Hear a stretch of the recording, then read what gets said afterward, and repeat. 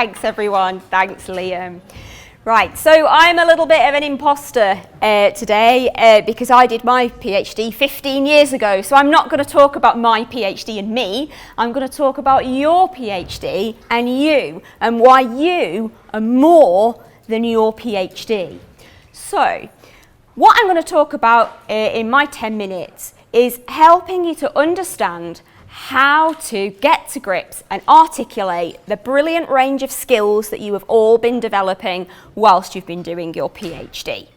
And the key to doing this, I think, is encapsulated by this quote from a really great writer on PhD careers, Chris Catherine, who says that if you want to communicate your skills with impact, then the key is to separate how you conduct your research from the minutiae of what you research. So separating the how from the what. So how can you think about doing this?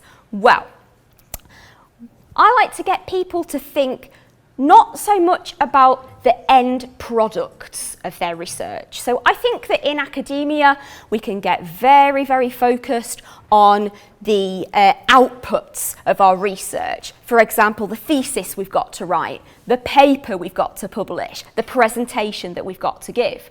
And I think sometimes focusing on those outputs can sometimes mean that we think less about the process we actually went through to produce those outputs. And it's in the process where you show the really great skills that are actually applicable not just in academia, but to many other sectors as well. So I'm going to take what I considered to be a boring example of doing a literature review. Not my favourite thing, but I wanted to choose it. So let's think about when you do a literature review. What is it that you're actually doing? Well, what you're doing is you're identifying relevant literature in a field. You're probably using targeted search terms. You might even be using specialist databases and things like that. Once you've done that, you're then analysing that relevant literature to look at how something's been approached before, to identify trends in something. And then you're then synthesising all that information that you get from looking at that literature and forming conclusions about your research question. And then you're using that to offer an original answer to a research question.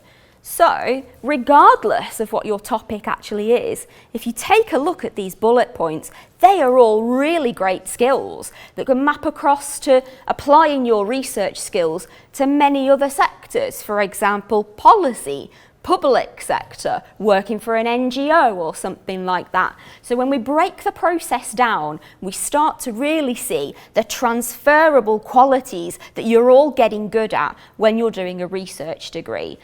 Let's take something even more run-of-the-mill that we might really take for granted. So I think there's a lot that you do day to day in a PhD. If you're doing it and all the people around you are doing it, then you just take those things for granted. So the next thing I wanted to look at is something as simple as having meetings with your PhD supervisors. It's just something you've got to do, right? Nothing special. But again, when you drill into that, what's the process you go through to have those meetings? Well, you have to build professional relationships with quite senior experts and senior colleagues. You might have more than one supervisor with whom you've got to negotiate the scope of your project and actually maybe persuade and influence those people to take your project in a certain direction. You'll be having to manage your communications with your supervisory team, whether that includes academics, industry partners, whoever your team might be. And then for some of you, you may have had some real kind of upheavals in those relationships over the past couple of years and had to adapt and be flexible, move all your communications online. So even something as day-to-day and regular as meeting with your PhD supervisors, when you actually think about the process that you go through to do that, you're demonstrating a whole range of skills that are of interest to people, employers, stakeholders in a range of different sectors. So, how can you do this for yourself? And how can you really understand the value and those skills that you're developing throughout your PhD. We don't have time to do this exercise now, but what I would encourage you all to do is go away and have a think about this. It can be really difficult to think, what am I good at? What are my skills?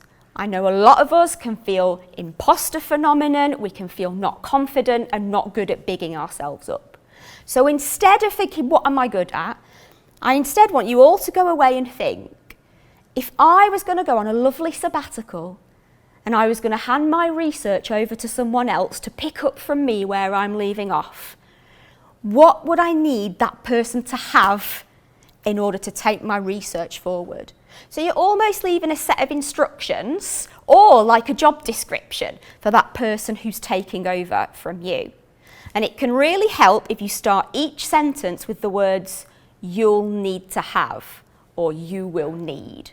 So for example, let's look at someone, and going back, and those things that person might need could be a range of things. It could be discipline-specific knowledge, it could be particular research skills, qualitative or quantitative, it could be knowledge of using particular technical equipment or materials, or it could be broader skills like communicating with certain stakeholders, teaching, consulting, a range of different things. So let's have a look at someone's actual PhD here. So I've chosen an example of someone whose PhD is looking at enhancing the UK's creative sector's engagement with digital technologies.